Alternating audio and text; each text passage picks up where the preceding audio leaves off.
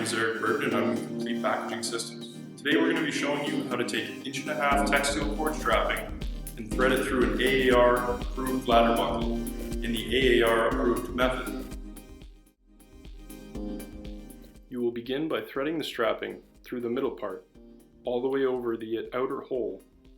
Then bring the strapping through the bottom of the outer hole and back down through the middle.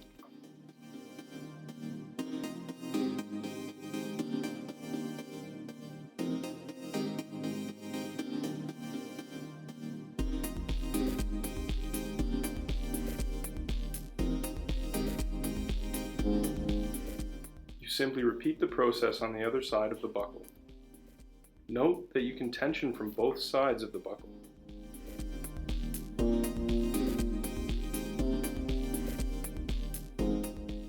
I'd like to thank you for watching. If you found this video helpful, drop a like or hit the subscribe button for more.